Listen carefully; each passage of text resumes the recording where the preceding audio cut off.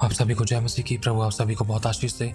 तो मेरे भाई और बहनों, आज एक मसीह जीवन की कुछ 5 चाबियाँ आपको बताई जाएंगी, जिसके द्वारा मसीह जीवन बहुत आसानी से सफल हो जाता है। ये बहुत ज़्यादा ज़रूरी है। इसके बिना अगर हम देखो, ये जो चीज़ 5 बातें आपको बताई जाएंगी, ये प्रभु यीशु मसीह के जीवन में स्वयं है। ये हर एक परमेश्वर के उन दासों के जीवन में पाई गई है जिनके बारे में हम पवित्र शास्त्र में पढ़ते हैं। ये सच्चाई है। कहीं ना कहीं परमेश्वर ने इन चीज़ों को अपने अभिषिक्तों के अंदर दिखाया है, और ये चीज़ परमेश्वर हमसे डिमांड करते ताकि इन चीज़ों के द्वारा हम खुदा में स्थिर बने रहें, मजबूत और दृढ़ बने रहें, और उसकी उस योजना को हम पूरा कर सकें जो उसने हमारे विषय में बनाई है, जो हमारे लाभ के लिए, हानि के लिए नहीं। तो वो 5 चाबी क्या है? देखो, ये बहुत ज़्यादा इंपॉर्टेंट है। अगर हम नहीं करते तो हमें करना ज़रूरी है। अगर हम एक करते हैं तो दूसरी, तीसरी, चौथी भी करना ज़रूरी है। अगर हम 2 करते हैं तो बची हुई 3 भी करना ज़रूरी है। अगर हम एक भी नहीं करते तो हमें शुरुआत करना ज़रूरी है।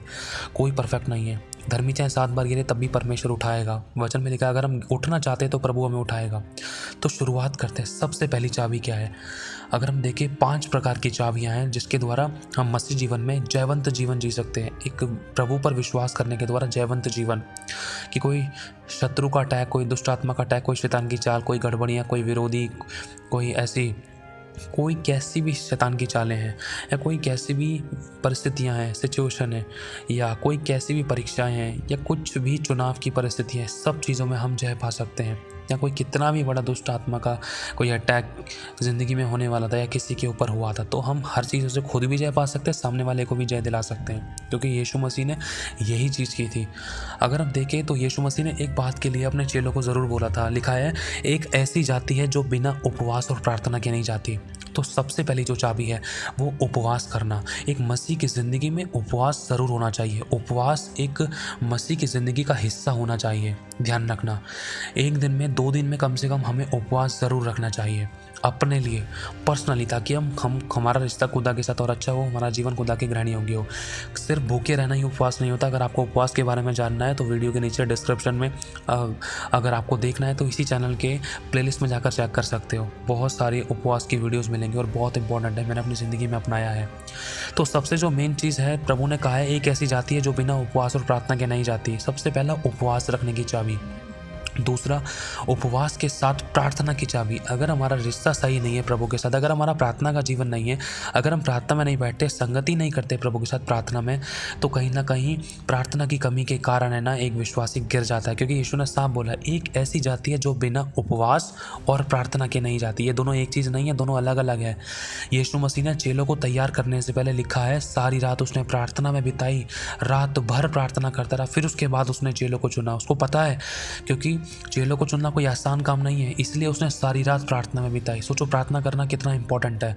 अब यीशु मसीह ने यहाँ पर दूसरी चाबी भी बता दी है, प्रार्थना। ध्यान रखना, जितना हमारा प्रार्थना का जीवन होगा उतना हमारी मुश्किलें आसान होंगी, संघर्ष जिंदगी का खत्म होगा, चुनाव अच्छे कर पाएंगे, हम खुदा की सुन पाएंगे, हम अपनी ज़िंदगी में छुटकारों को, डिलीवरेंस को, रुकावटों को खत्म होता, छुटकारों को, डिलीवरेंस को देखेंगे, और रुकावटों को खत्म होता हुआ देखेंगे, परेशानियों को खत्म होता हुआ देखेंगे, गड़बड़ियों को खत्म होता हुआ देखेंगे, विरोधियों को फेवर में आता हुआ देखेंगे।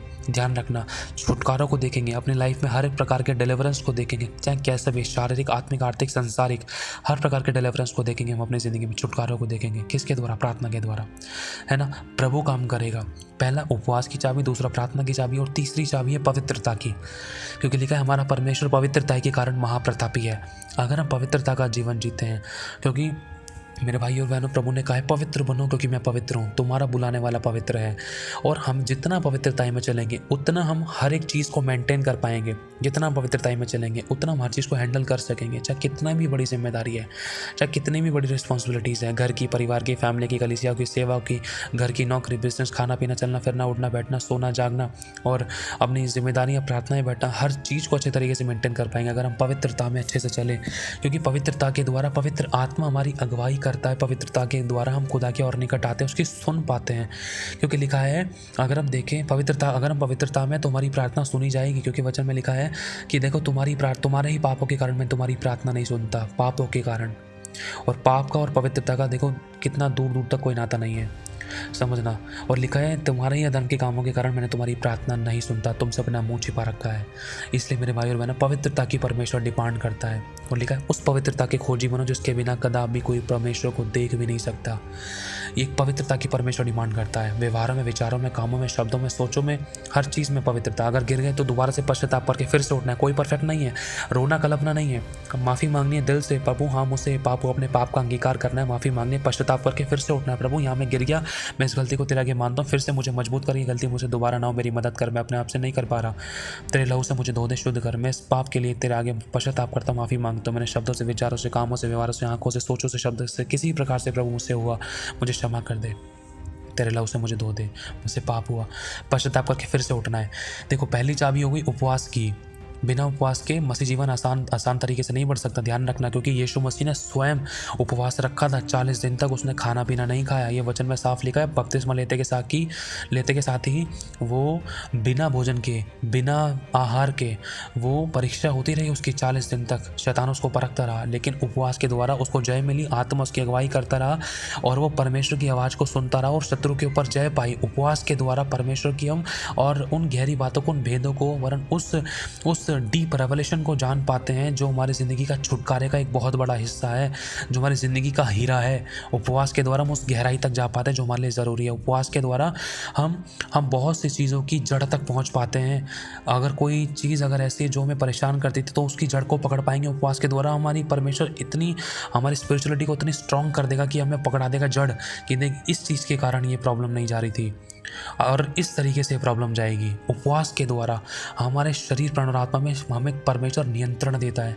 उपवास के द्वारा जब हम अपने ऊपर संयम करते हैं, उपवास के द्वारा अपने खाने पीने पर, वरन अपने पाप से बैर करते, पाप का उपवास रखते, मतलब पाप ना करने का उपवास रखते, कि मैं झूठ नहीं बोलूँ, चुगली नहीं करूँ, दोष नहीं लगाऊँ, बुराई नहीं करूँ, गाली गलौज नहीं करूँ, ठट्टा नहीं करूँगा, वरन पाप से दूर रहने का जब उपवास रखते हैं, तो जैसे जैसे हम पाप से दूर रहने का उपवास रखते हैं, पवित्रता हमारे अंदर आती है, तो हमारी अगुवाई होती है। हमें पता चलता है जो काम कई सालों में नहीं हो पाते, हमें पता चलता है कि काम अब किस तरीके से होगा, इसके लिए क्या प्रार्थना करनी, क्या शब्द बोलने, कौन सा वचन बोलना है। उपवास के द्वारा हमारी कनेक्टिविटी खुदा के साथ होती है और पवित्र आत्मा हमारी अगुवाई करता है। यीशु ने स्वयं उपवास रखा। यीशु ने खुद बोला प्रार्थना करो कि तुम परीक्षा में न पड़ो। तीसरा, यीशु ने इस बात के विषय में खुद बताया कि उस पवित्र पिता को देखना पवित्रता के बिगर आसान नहीं है। उस पवित्रता की खोज बिना जिसके बिना कभी कोई उसको देख भी नहीं सकता। तीसरी चाबी पवित्रता है। चौथी चाबी है बोना। ध्यान रखना, यीशु मसीह ने साफ कहा है, जो अच्छा बोएगा वो अच्छा काटेगा। जो आज मैंने एक सेब किसी को बोया तो मुझे कल बढ़कर अच्छे सेब मिलेंगे, कल नहीं तो आने वाले टाइम मुझे अच्छे बढ़कर मिलेंगे। इसीलिए हमें अच्छा बोना है, वचन बोना है, प्रार्थना बोनी, दूसरों के लिए आंसू बोने हैं। चाहे कोई हमारे से कितना भी गलत व्यवहार कर रहा था, कितना भी दबा रहा था, कितना भी सता रहा था, कितना भी बुरा व्यवहार कर रहा था, हमें अच्छा ही बोना है, क्योंकि हमें देने वाला परमेश्वर, हमें प्रतिफल देने वाला परमेश्वर। हमें किसी के लिए नहीं बोना है, हमें ये सोचकर बोना है प्रभु मैं किसी मनुष्य के लिए नहीं, घर के, परिवार के लोग, मोहल्ले, गली मोहल्ले, आस पड़ोस या किसी गरीब फकीर के लिए नहीं कर रहा। प्रभु मैं सिर्फ तेरे लिए कर रहा हूँ और तूने ही मुझे करने की सामर्थ्य दी है। प्रभु इस कमी घटी बसे, या मैं किसी के लिए प्रार्थना बो रहा हूँ, अगर हमारे पास समय, प्रार्थना बो रहा हूँ, किसी के लिए उपवास रख रहा हूँ, किसी के लिए आंसू बो रहा हूँ, प्रभु उसकी आंसू की शुद्धि ले। प्रभु देख मैं उसके लिए पश्चाताप करता हूँ। अगर हम किसी के लिए आंसू के साथ पश्चाताप कर रहे हैं तो प्रभु वो सब देखेगा, उसका हमें अच्छा प्रतिफल देगा। मेरे भाई और बहनों, बोना, ध्यान रखना, धन का भी बोना। सारे दशमांश मेरे भंडार में ले आओ, अनाथ और विधवाओं की शुद्धि लो, और इसी के साथ साथ मेरे भवन को बनाओ। और भी बहुत सारे उठाने की बेटे, धन्यवाद की बेटे। और अगर हमारे ज़िंदगी में परमेश्वर कोई गवाही बनाता है और अगर हमने कुछ मन्नत मांगी तो वो सारी चीज़ों को लेकर कहीं ना कहीं बोने वाली बातें परमेश्वर प्रकट कराता है। अगर हमने कोई कमिटमेंट किया तो वो भी एक बोना है, उसको हमें पूरा करने के लिए बोना है। बोना नहीं, बोना बंद तो काटना बंद। ध्यान रखना, कोई भी खेत ऐसा नहीं जिसमें बिना बीज बोए फसल आ जाए, इसलिए बोना ज़रूरी है। चौथी चाबी है। पांचवी चाबी है वचन। वचन से अपने आप को परिपूर्ण करना, भर लेना। अगर वचन नहीं है तो आपको अगुवाई नहीं पता चल पाएगी कि शैतान अगुवाई कर रहा है या परमेश्वर अगुवाई कर रहा है। शैतान तो बोल रहा है तू घर पे बैठ, अरे तू ये संडे को घर पे ही प्रार्थना कर ले, संडे को घर पे ही बैठ जा, अरे मैं तेरे तू यहाँ पर 8-10 घंटे घर पे ही बैठ जा, संडे को चर्च में जाके 2-4 घंटे क्या बर्बाद करेगा, तू 8 घंटे घर पे ही बैठ जा। लेकिन नहीं, परमेश्वर का वचन तो कहता है कि तू विश्राम दिन का पालन कर और मेरे भवन में आ, मुझे पहला स्थान दे, तब मैं तुझे याकूब के घराने में से दूंगा। सोच कर देखो, अगर हमें वचन का ज्ञान है तो शैतान हमें गिरा नहीं सकता है। और वचन की शिक्षा बाइबल पढ़ने के द्वारा सबसे पहला, दूसरा संगति में आने के द्वारा, संगति में, मसीह विश्वासियों की संगति में, क्योंकि लिखा है जो जो तुम मेरे दिन को नज़दीक आता हुआ देखो त्यों त्यों तुम मेरे संगति में और इकट्ठा हुआ करो, और जो जो मेरा ज्ञान रखेंगे वो हियाव बांध कर बड़े बड़े काम करेंगे। और यीशु मसीह वचन से इतना भरा हुआ था कि परीक्षा के समय यीशु ने शैतान को मुंह तोड़ जवाब दिया ये लिखा है तो अपने प्रभु और परमेश्वर की परीक्षा ना कर। ये लिखा है मनुष्य केवल रोटी से नहीं परंतु परमेश्वर के वचन से जीवित रहेगा। ये लिखा है कि तू मेरी परीक्षा ना कर। बहुत सी चीज़ों को लेकर परमेश्वर के वचन के द्वारा यीशु मसीह ने शत्रु के ऊपर, शैतान के ऊपर तलवारें चलाई और शैतान गिराया गया वचन की भरपूरी की वजह से। अगर वचन नहीं है विश्वासी के अंदर तो वो चुनाव नहीं कर पाएगा। वचन नहीं है वो डिसीजन नहीं ले पाएगा। वचन नहीं है तो अगुवाई नहीं पा सकता। वचन नहीं है तो परख नहीं सकता है। वचन की भरपूरी और ज्ञान नहीं है तो वो जांच नहीं सकता है कि मैं सही हूँ, सामने वाला गलत है, सामने वाला सही है, मैं गलत हूँ, मुझे करना क्या है, यहाँ जाना चाहिए, वहाँ जाना चाहिए, प्रसाद खाना चाहिए, नहीं खाना चाहिए, इस चीज़ में हाथ मिलाना चाहिए, नहीं मिलाना चाहिए। वचन की कमी के कारण बहुत से लोग गिर जाते हैं कि मेरा लिखा है, वचन में लिखा है, मेरा ज्ञान ना होने से मेरी प्रजा नाश हो रही थी, मेरा ज्ञान ना रखने से मेरी प्रजा बंधुआई में जा रही थी। तो मेरे भाइयों और बहनों, ये 5 जो चाबियां हैं एक विश्वासी को आग की तरह इस्तेमाल होने में बहुत मदद करती हैं। इसके बिना ये 5 चाबियां ऐसी हैं, अगर इस मेरे भाई और बहनों, अगर यीशु को देखें, यीशु के अंदर सब चीज़ थी। यीशु पवित्र था, इतना पवित्र था कि कोई उस पर लिखा है वो इतना पवित्र था कि हमने उसको पाप बना डाला। इतना पवित्र था कि कोई उसमें दोष ढूंढ ही नहीं सका। सोच कर देखो, बोना यीशु मसीह ने अपने आप को हम मनुष्यों के लिए दे दिया, यहाँ तक कि अपने आप को हमारे लिए बो दिया। हमारे लिए वो मारा गया, अपनी जान तलक उसने अपनी जान तलक हमारे लिए बो दी, दे दी, ताकि हम जीवन पाएं। जैसे गेहूं का दाना भूमि में पिसकर मर नहीं जाता तब तक वो अकेला रहता है, लेकिन जब वो मर जाता है बहुत फल फलता है।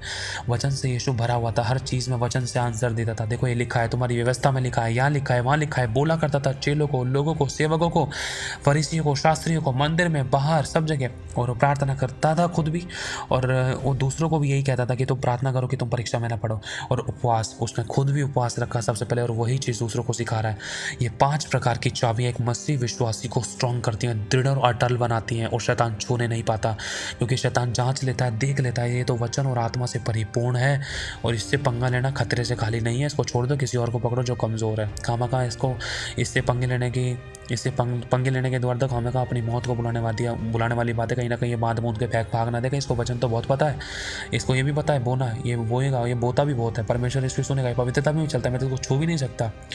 और ये तो प्रार्थना ही बहुत करता है, परमेश्वर उसकी प्रार्थना का भी उत्तर देगा। अरे तो उपवासी भी, अरे तो दुष्ट आत्मा को तुरंत निकालेगा।